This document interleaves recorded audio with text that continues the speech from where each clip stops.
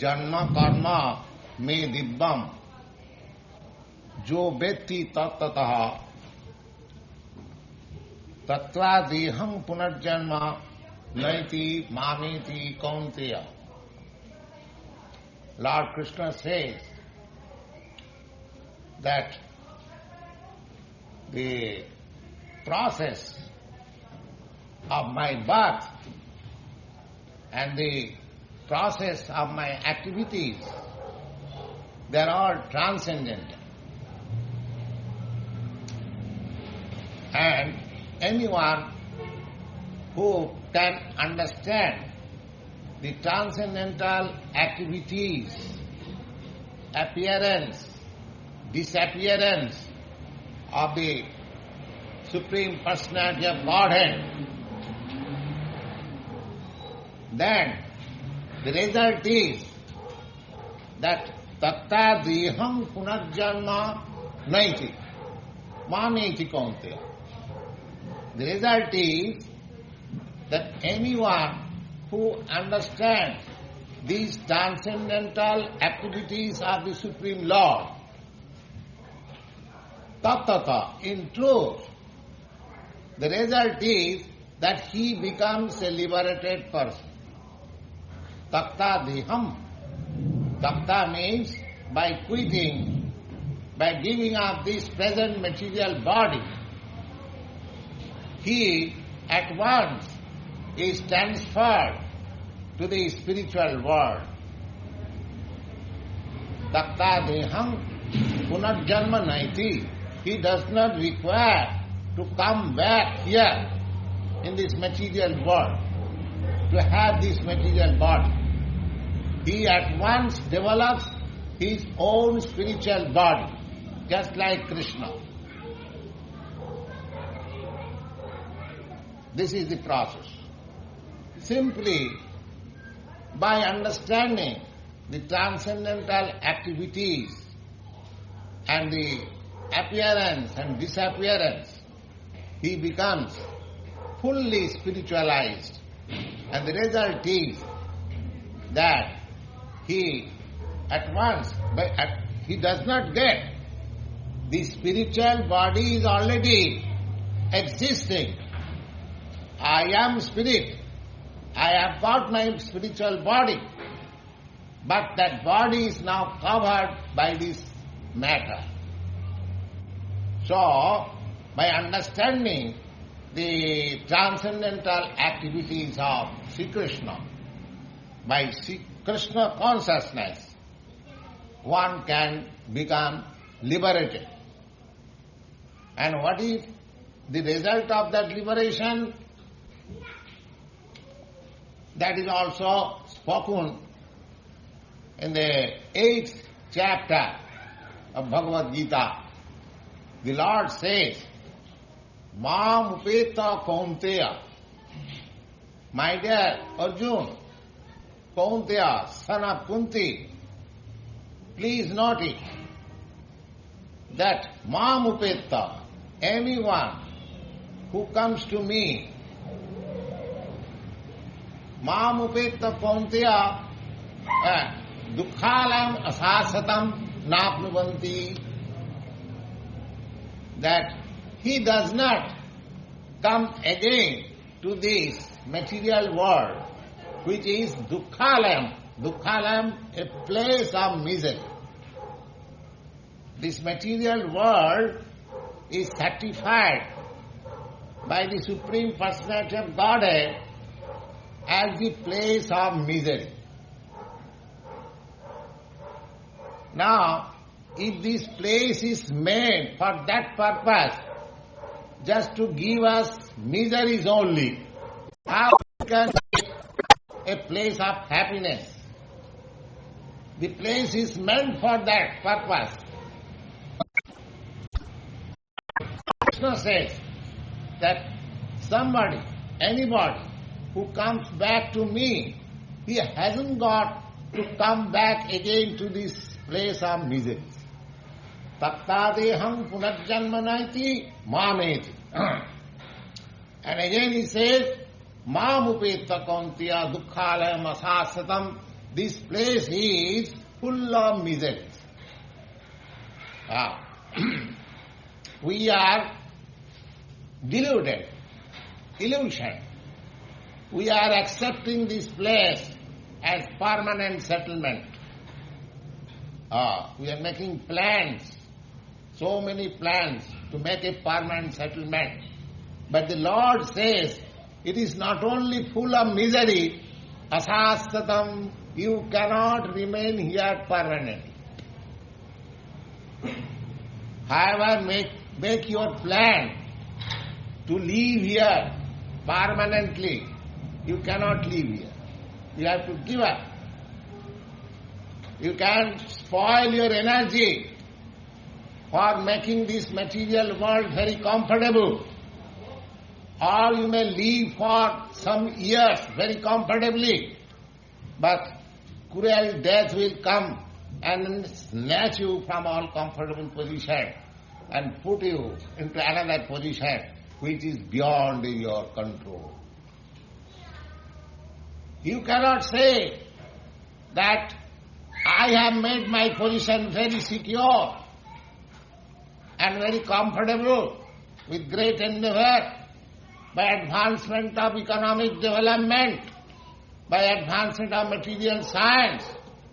Let me remain here. I am very happy. The time will say, no, that will not be allowed. You must live immediately. Immediately, without delay. You know, your President Kennedy, he was going in a procession, and the time came, and he had to leave everything at once. At once. Without any hesitation. You cannot hesitate. So, we are in the grip of the material nature. However, we may declare ourselves that we are independent. We are not independent. We are dependent, completely dependent.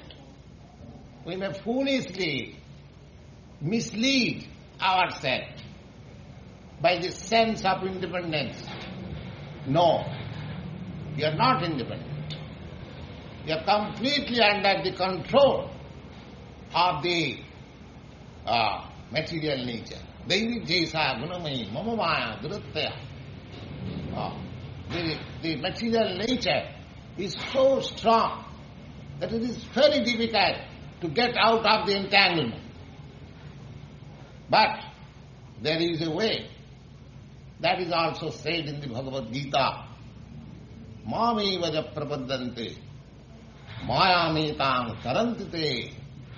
Anyone who surrenders unto me, the whole process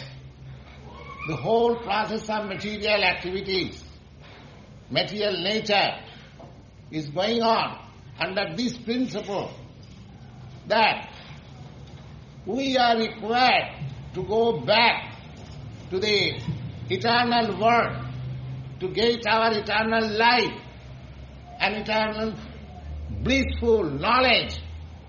These things are awaiting us.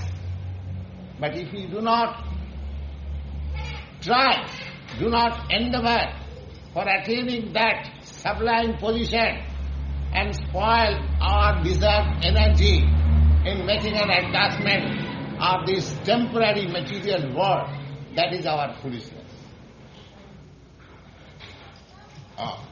You will find in the 7th chapter Bhagavad-gītā, the Lord says, Namang prapaddante mūಢā duṣkitino naradhama māyā apṛhita jnana āsuri bhāvamāsritaha.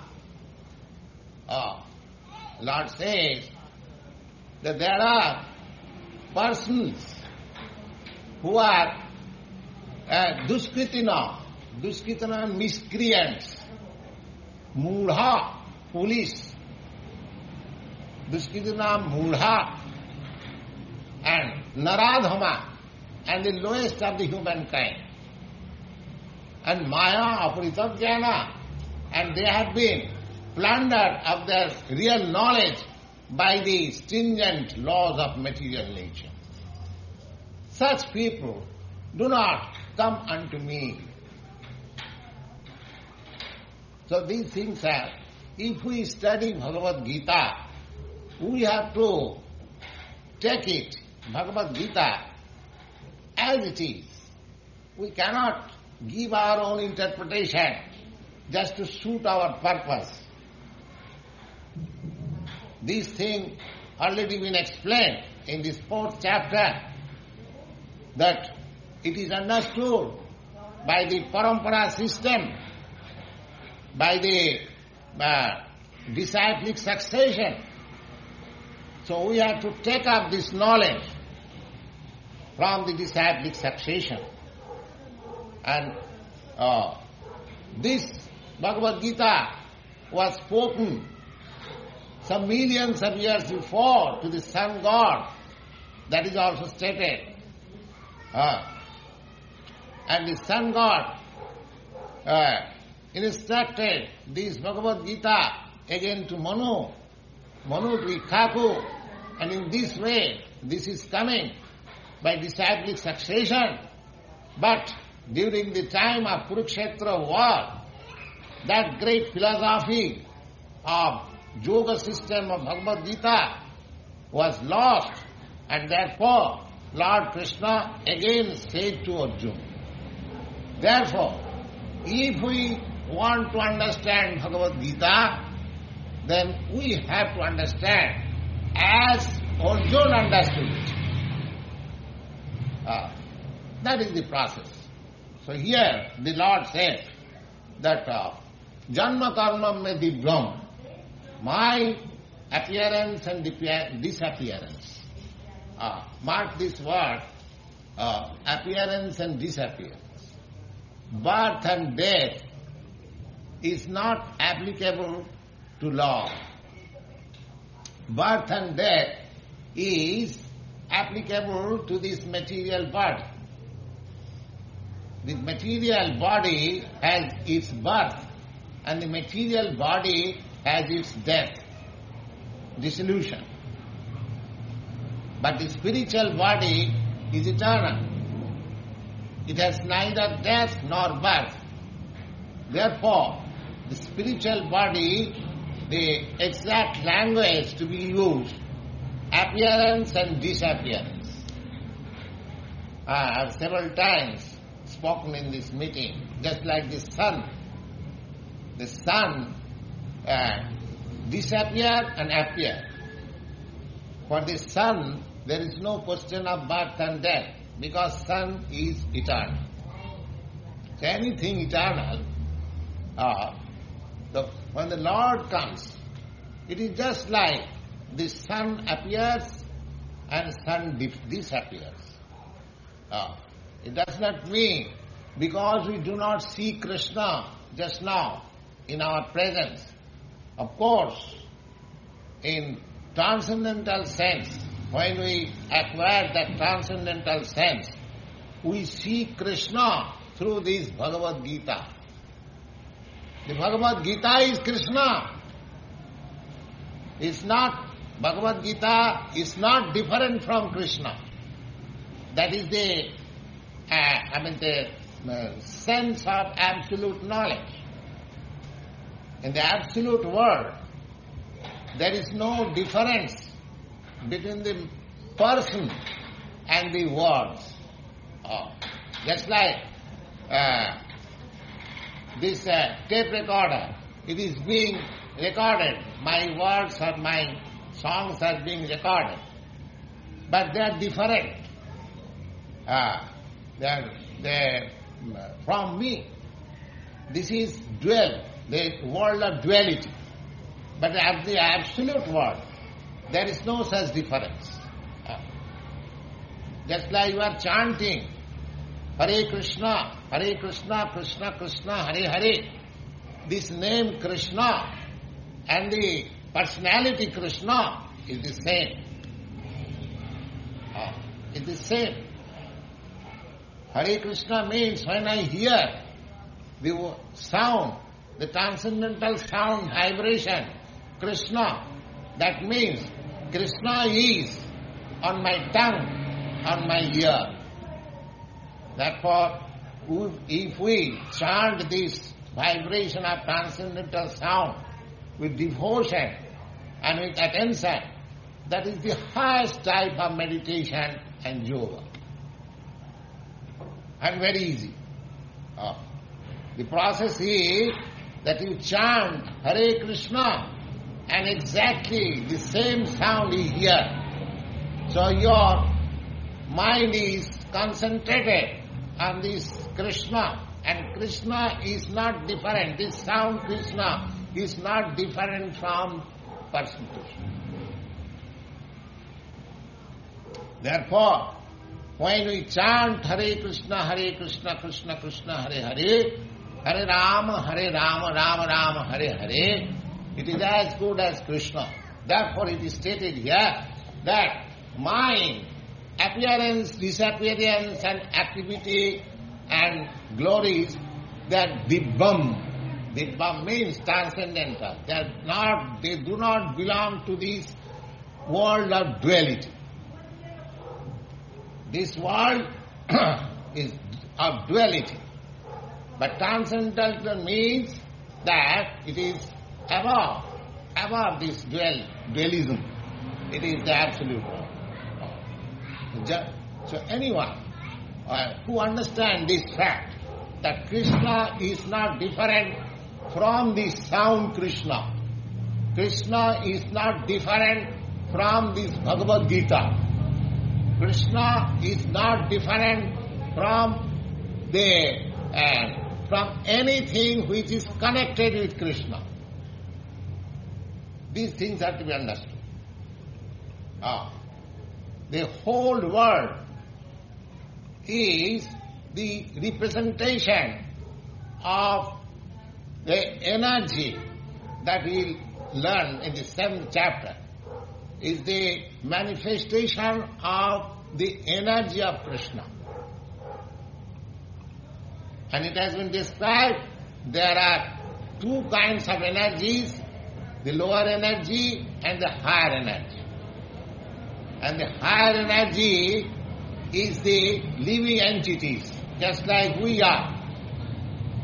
We living entities, we belong to the higher nature of the Supreme Lord. Jiva bhuta mahabhavo jaidam bhajati jagat. This world is moving. This world is made of lower nature, material. And the higher nature is the living entity. So anything which is connected with Kṛṣṇa, it becomes to the higher nature. Even in these material things, if it is dotted with Kṛṣṇa consciousness, then it turns into higher nature. The example, as several times repeated, just like you put an iron rod in the fire, it becomes warmer, and gradually it becomes red hot. When it is red hot, it is transformed into the nature of fire. It is no longer iron. Similarly, if you constantly remain in Kṛṣṇa consciousness, you at once transfer yourself to the higher nature of Kṛṣṇa. And that is your liberation. And if we can die in higher nature, then this formula, tattādeham punarjanma naiti, he does not come back again to this material world. So we shall have to try, we shall have to practice this Kṛṣṇa consciousness in such a way that we shall permanently exist in higher nature. And if we can die in that higher nature, then our place in the transcendental world is reserved. That is the whole thing. In India, there is a common saying. They say, bhajan karo, pujan karo, morte janle hoy. The meaning is that however you may meditate upon, you may be a very great meditator, or you may be a great religionist or yogi, or a very learned scholar, or whatever you may be. But everything will be tested at the time of your death. How far you have made progress, that will be tested at the time of your death. That is also explained in the Bhagavad-gītā. Jana jana bhapi smaran loke tadattante kalevaram. Ante means at the end. Because this body is sure to end. Antavati me deha. This body is antavat. It is destined to be ended, as sure as death. But nitya sutta saririna, the spirit spark which is occupying this body, that is nitya, that is eternal. So whole process is that the eternal has to get rid of this non-permanent material contact, and he has to take leave for the spiritual world. So, come on. So the whole process is that during our present existing life, we have to practice in such a way that we remain constantly on the higher nature, on the spiritual nature. Exactly in the same way, just like you put the iron rod in the fire and make it warmer, and so long it does not get red hot. So it becomes fire. This is practical. In the same way, you have to put yourself in such a way that you are always constantly in the higher nature. Not that for 1 hour, 2 hours, we make this association, we try to be in higher nature, and after leaving this place, we again turn to the lower nature. No. We should always, whatever we hear from this place, we should try to understand clearly, without any doubt. Just like Lord Kṛṣṇa says here, tattādeham punarjanma naiti māmeti kaunteya. That anyone who understands Krishna's appearance, disappearance and activities, all these transcendental things, he goes back to the kingdom of Godhead after leaving this body. Now this fact should be clearly understood. So I am trying to make you understand it clearly. How it can be possible? This is possible in this way, that you have to think of Kṛṣṇa always. How is that the Kṛṣṇa appears in his transcendental body, and how he disappears? So everything scrutinizedly we have to understand. In the Bhagavad-gītā you find tad vidhi pranipatena pariprasnena sevaya. One has to learn all these things from the person who is in the knowledge of these things. It is not that simply by purchasing one Bhagavad-gītā we understand everything. No. Tad vidhi pranipatena pariprasnena sevaya. You have to approach a person who is in the knowledge of the things. Without this, you cannot understand. That is recommended. It is essential. In the, I would say, In the Vedas also, Kathopanishad, this is said exclusively. Tasmat gurum prapaddeta jigyasu saya uttamam. Tasmat means therefore. Therefore means something has been said before. What is that?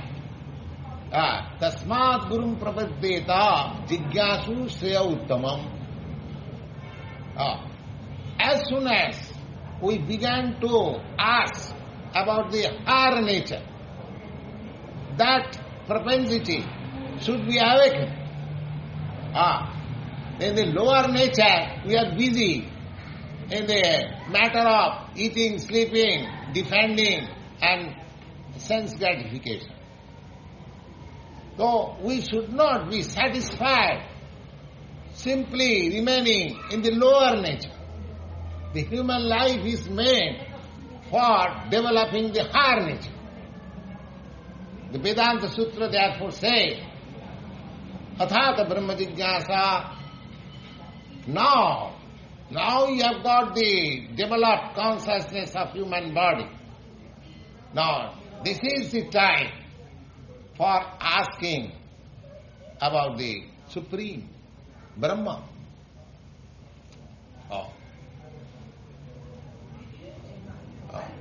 You ask them to speak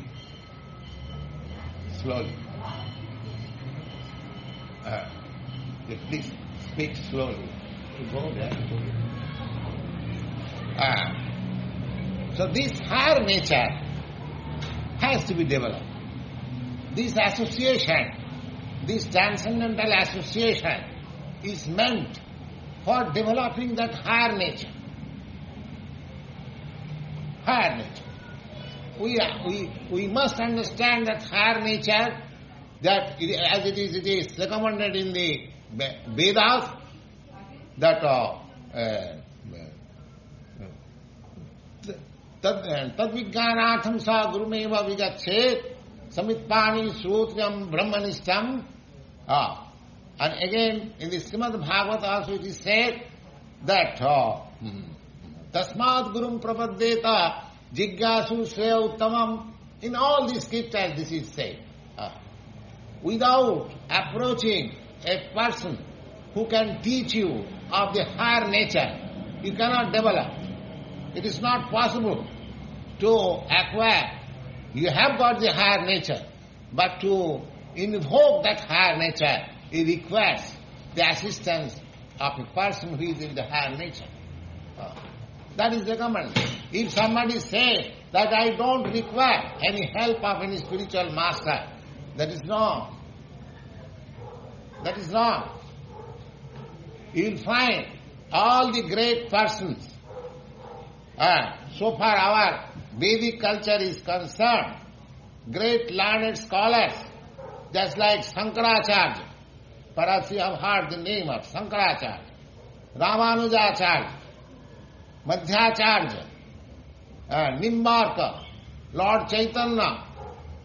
In India, there have been many great scholars. Even Kṛṣṇa, who is the Supreme Personality of Godhead, he had a spiritual master. Because he wanted to show the example. He did not require any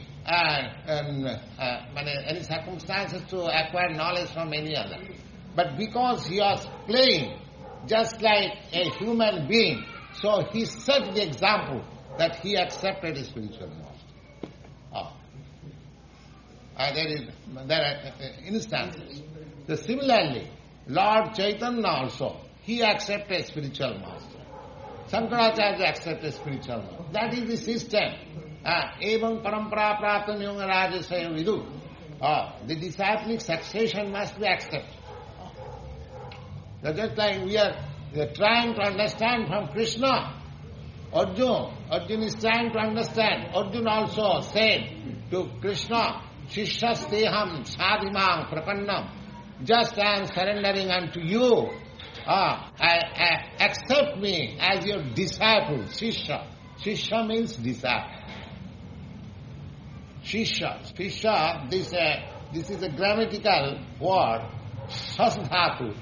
Sasdhatu, it is a verb from which this word shishya comes. Shishya means one who accepts voluntarily the disciplinary measures from the higher authority. He is called a shishya. So, in order to acquire, in order to be situated in that higher nature, we have to approach a personality like Kṛṣṇa or his representative. And so the best thing is that Arjuna, he got this instruction from Bhagavad-gītā and he developed that higher nature. So we have to take from Arjuna as it is. So, we have to keep ourselves always in the higher nature. Then, the result will be that at the time of death, at the end, tattādeham, that we are counting for that day when we have to give up this body. Just like I am now 70 years old, so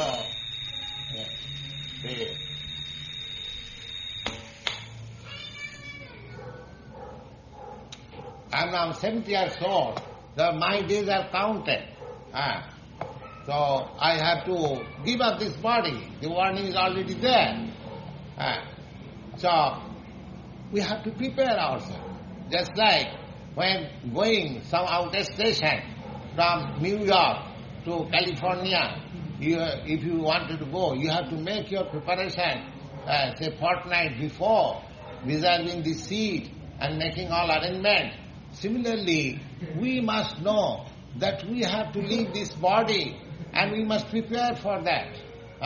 Unless we don't prepare for that, all of a sudden if death comes, then our whole life is spoiled. That is the whole system. So, we have to think of Kṛṣṇa. This is the very easiest process. What are the activities, how Kṛṣṇa appears, how Kṛṣṇa disappears, what are the nature of Kṛṣṇa's activities.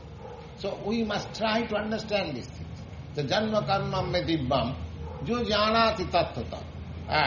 This inquisitiveness, the appearance and disappearance of Kṛṣṇa and his activities, this inquisitiveness is transcendental inquiries.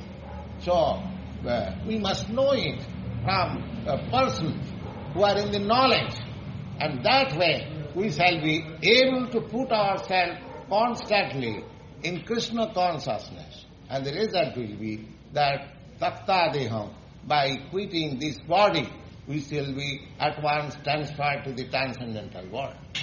This is the process. Now, in the next sloka, Kṛṣṇa says that vitaraga bhaya krodha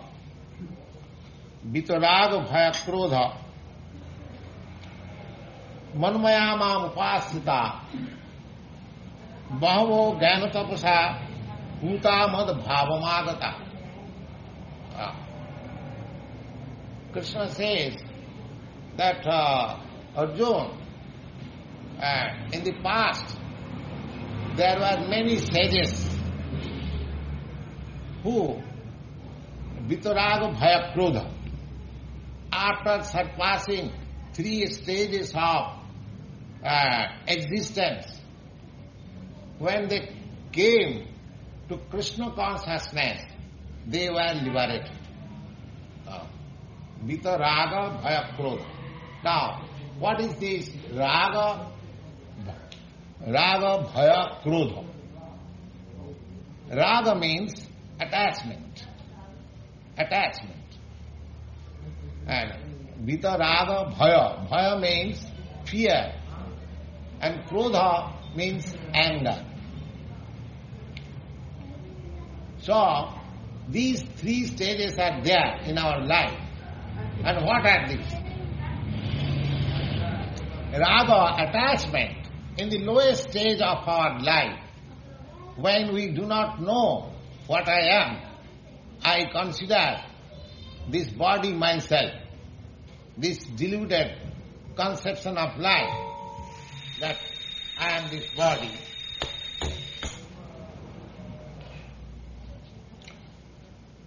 This is deluded conception. And when you have got too much attachment for this deluded conception of life, that is called raga. Raga. Mostly people, generally, they are acting in this material world with this conception of life, that I am this material body. So they are working whole day and night for making a comfortable life of this material body. So they are called in the state of raga, attachment. And the next stage is bhaya. And what is that bhaya? Fear. Now, that's please don't talk.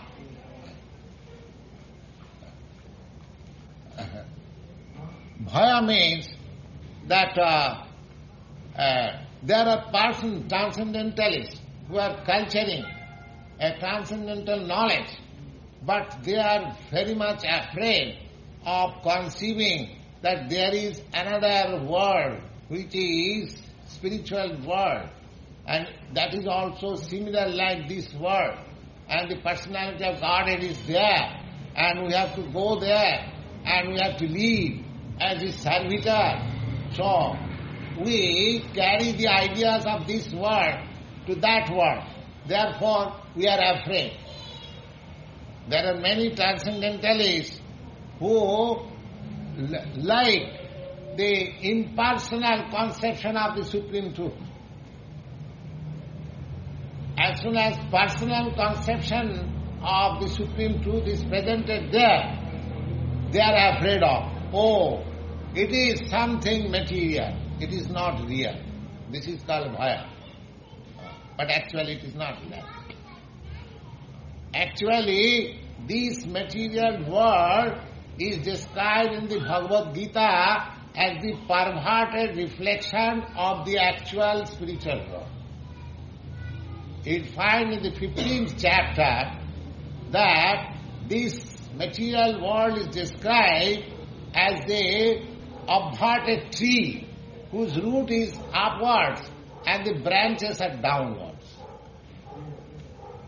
Have you any experience of this aborted tree whose root is upward and the branches and the leaves are downwards? Have you seen any tree like that? You have seen it, but you have forgot.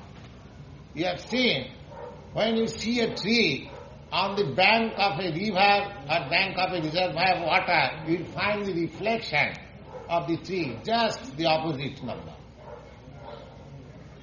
So similarly, this world in the 15th chapter, it is described there as an aborted tree. That means the real tree is there. The real tree is there. Just like the example is given several times that the impersonalists, they describe this world as false. But simply describing this world as false is not sufficient. What is the reality? We must know. Generally the example is cited that in the darkness, when you see a curling rope, you misunderstand it, that it is a snake, but actually it is not the snake. Now, this conception of a snake comes where from? Unless there is a real snake, how you conceive that it is a snake? That rope is false, that's all right. That rope is not a snake, but there is real snake. Otherwise, how you get the conception of the snake? Just try to follow it. Without having the real snake, you cannot get this conception of snake. Similarly, we say that this world is false or shadow. The shadow, without being the reality, how there can be possibility of shadow? If there is no reality of my hand, how the shadow of the hand can be there? So this world is temporary shadow that is accepted. But there is the real world which has no distraction. This world is destructive. It will be dissolved. Just like our body is temporary, but it will be dissolved. Anything material that has got a birth, a stay for some time, a byproduct, a growth, a dwindling, and then vanish. That is the nature. Anything, just like this body. It was born from the mother's womb at a certain time, and it is staying for some time. It is staying for some time, and the body has got some byproduct, like children. We have got some children, the byproduct. Then it is dwindling, just like I am getting older. Everyone, we are getting older. And at the last, it will vanish. Similarly, the whole material world, it has a time of its appearance, it grows, it makes so many varieties of byproduct, it dwindles and again vanishes. But Bhagavad-gītā gives you an information. Parastasmātu bhāvanna bhakta sanatana. Beyond this material world, which is subjected to these rules of 6 changes, there is another world which is sanatana. Sanatana means which is eternal. So actually there is an existence of an eternal nature, like this nature which you are experiencing. And that nature, transcendental nature, the whole Bhagavad-gītā scheme is to take you back to that transcendental nature. Because you are transcendental, you are eternal, you are blissful, you are full of knowledge, now you are covered, now you have to go back to that eternal world which is full of knowledge, full of bliss. So we have to prepare in that way. That is the policy of the human life. Lord Kṛṣṇa says, the vitaraga. Vita means one who has been able to give up this attachment. Raga means the attachment of this material world. And bhaya, though one who has developed this transcendental sense, the impersonalists, their philosophy is that they want to merge into the impersonal existence of the absolute truth. They are afraid of the life of variegatedness because they have got a very bitter experience of this life of variegatedness. Therefore, they want to make a negation of this variegatedness and they want to turn themselves into the impersonal feature. So these things are there. The vitaraga. So one has to give up this attachment and detachment also. Vitaraga, bhaya and krodha. Krodha means there are other persons who are neither impersonalists nor personalists. They are what are called more or less atheists. Atheists mean that don't believe in any transcendental nature. Even they do not believe in the existence of the soul. They simply concern themselves with this material body. That's like Buddha philosophy. Buddha philosophy does not accept the existence of the soul. With the philosophy said that this material body is a combination of matter. Now, as soon as the matter is dissolved, then the feelings of happiness and distress is gone. But according to Bhagavad-gītā, the existence of soul is accepted in the Vedic literature. Just like after Lord Buddha, Shankaracharya came, he gave hint about the spiritual nature of the soul. And he said, Brahma Sattva Jagan Mithya. This matter is false and temporary, but spirit is eternal. And other acharyas, just like Ramanujarya or Madhvacharya, they came after Shankaracharya and they established that in the spiritual world there is also life like this, but that is eternal, blissful and full of knowledge. So here Kṛṣṇa also gives us an instruction that Vitaraga Bhaya Krodha. There are persons who are too much attached to these material activities. They are called raga. They are in the atmosphere of raga. And there are persons who are atmosphere of fear. Oh, again we have got to a personal life. They are afraid of personal life. They want to make impersonal everything. That is called bhaya. And the first, second and the third is krodha. They do not believe in any philosophy. Let us commit suicide. Let us annihilate all this material existence. So we have to surpass. We have to surpass these three stages of attachment and fearfulness and krodha and anger. That just like somebody commits suicide. When he is disgusted with this life, he commits suicide. That is called krodha, by anger. So we have to surpass all these stages.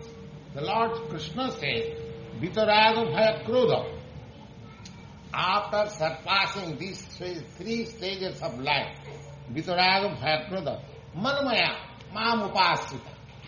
One who is constantly conscious of me, Manmaya, and Mam Upasita, and accepting the center of mind, protection, Mam Upasita. Bahavo Jnana Tapasa.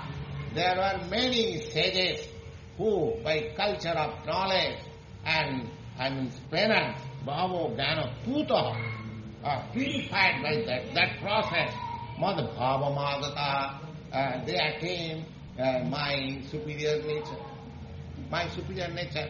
Just like the same example, just like putting the iron rod in the fire and the iron rod becomes hot, red hot, gets the nature of fire.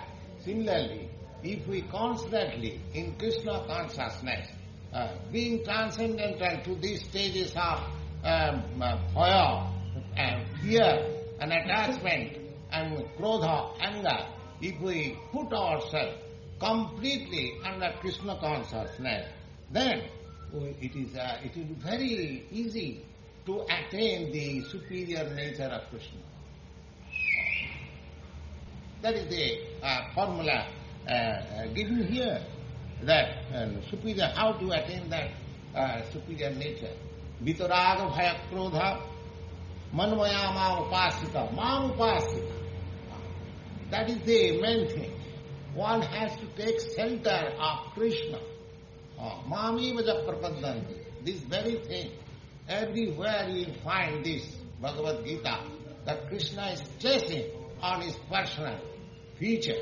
Mami vaja prapadanti. Anyone who takes shelter of me, anyone who thinks of me, manmana bhavamad bhakta.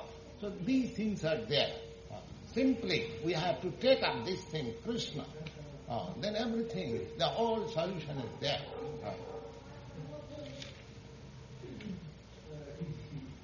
Why these boys are disturbing? They are not sitting and talking. Je dathamang prapaddante, next verse is, Je dathamang prapaddante, tang sathaiva bhajamaham mamo vartman vartante manusya partha sarvasaha. Now Krishna says, there are three kinds of transcendentalists. What are they? The impersonalist and the localized yogi and the devotees. There are three kinds of transcendentalists. What are the impersonalists? Impersonalist means this jnani, those who are trying to understand what is Brahma and try to negativate this material world. Neti neti. This is not Brahma. Brahma is separate from this matter. They are called jnani. And there are yogi. Yogi means those who are trying to focus all attention to the super soul which is within our heart. That is called yoga system. And yogi, jnani and bhakta, devotees. Those who are focusing all their concentration on the Supreme Personality of Godhead, Kṛṣṇa. So these three are classes of they are all transcendentalists. They are not materialists. Materialists, they are concerned with this matter only. They are very much attached to lord it over this material nature and enjoy life. That's all. That is the more and short description of the materialists. But the transcendentalists, they are above these attached people. They are detached, but they have got three conceptions of transcendental idea. That is stated in Srimad Bhagavatam, Vadanti tat tattavidas tatyam jad jnanam addayam brahmeti paramatmeti bhagavaniti sabdati. Tatta, the absolute truth. Absolute truth is non-dual.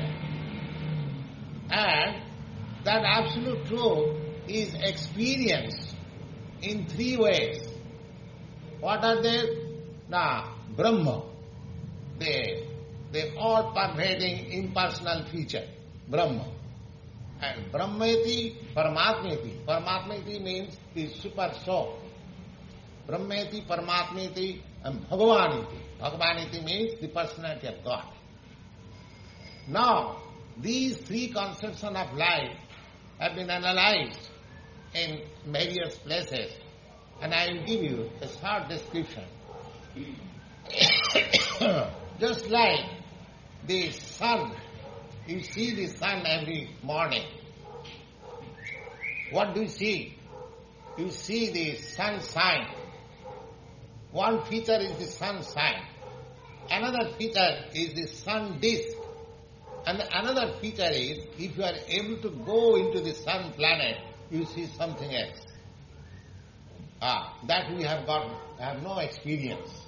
But we can see that sunshine and the localized sun disk. But what is there within the sun planet, nobody has explained so far material science is concerned. But from Vedic literature, we have got information of the sun planet also, that there is a supreme deity who is known as the sun god, and all the inhabitants there, they have got their body of fire, and the whole planet is fiery. That is also material. There is no reason to disbelieve it, because the whole material world is composed of 5 elements that inferior nature: earth, water, fire, air, ether, mind, ego, intelligence. So you will find different planets also. Some planet is predominated with earth, some planet is predominated with water, some planet with fire, just like this. So the sun planet is predominated with fire. Fire is also matter. It is also material. So, that as we have got experience, we can take experience from what we see daily. As we have got three different visions of the sun. Although the sun sign is spread all over the universe, you cannot accept the sun sign as important than the sun disk, localized. Which one is important? The sun sign is important, or the localized disk? The planet is important. The localized planet is important. Similarly, the impersonal feature of Lord, which is known as Brahma, that is not very much important. You find in the Bhagavad-gītā, Brahmana aham pratishtha. I am the source of this effulgence of Brahma. So, this is one feature. But that is transcendental. When one thinks of Brahma conception of the absolute truth, that is also transcendental. When one thinks of the localized aspect of the Supreme Truth, that is also transcendental. And when one thinks of the Supreme Personality of Godhead, that is also transcendental. So here it is said, Je dathamang prapaddante tang sathaiva bhajamaham mama vattvanu vartante manusya partha sarvasa. Anywhere, any person who is interested in the transcendental feature of the absolute truth, they must be either this impersonalist or the localized or must be devotee of the God. So these three features are there presented of Kṛṣṇa conception and how they are conceived and what are the different reasons we shall try to explain in the next meeting. Now you can put your questions. They have to take shelter of the Vedas, just like Shankaracharya. Shankaracharya is impersonalist, and we, the Vaishnava, there are two classes of philosophers in India. One is impersonalist and the other is personalist. So we so far we are concerned, we are personalist, and Shankaracharya is impersonalist. Now, although we are two classes, impersonalist or personalist, we take Veda as the medium of knowledge. We may give different interpretation. That is another thing. But either party of Shankaracharya or the party of Vaishnava and Acharya, they take the Vedanta Sutra, the Vedanta philosophy as the medium. But Lord Buddha, although we accept him as the incarnation of God, and he was born in India, and he propagated his philosophy from India, but because he denied to accept the Vedic principle, therefore he is known as atheist. Because Buddha did not accept the Vedic principle. He denied. And there was reason why he did not. That is a secret thing. That's secret because his whole philosophy was to stop animal killing. Now, in the Vedic scripture, you will find animal sacrifice is recommended. So, he wanted to preach, stop animal killing. Now, if there is evidence from the Vedas that animal can be killed under certain circumstances, then his whole teaching becomes topical.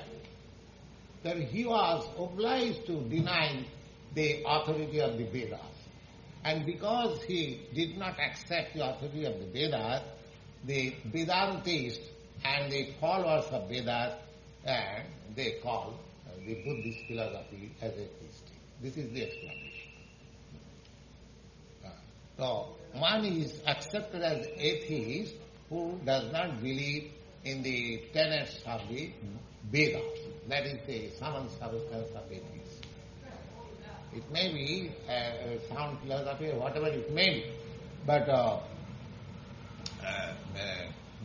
atheism, one who does not believe in the authority of the Vedas, they are called atheists.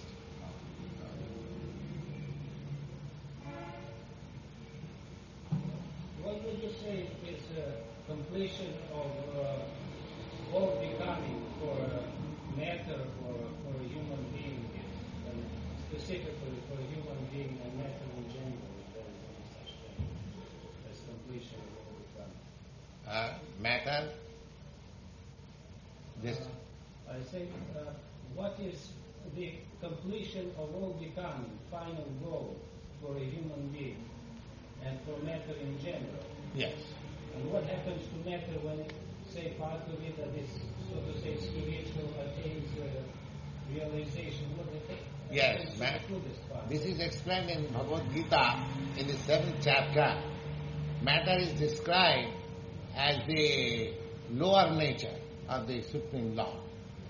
And the spirit, soul, or the living entities, they are called the higher nature. Now, my present position is that I belong to the higher nature. Now, I am entrapped with the lower nature. So, whole mission of my life should be to get out of this lower nature and be installed again in my higher nature. That is the whole plan. Yes. Does the higher nature include anything outside of you? That is, any communication with your fellow man, helping him perhaps in some way?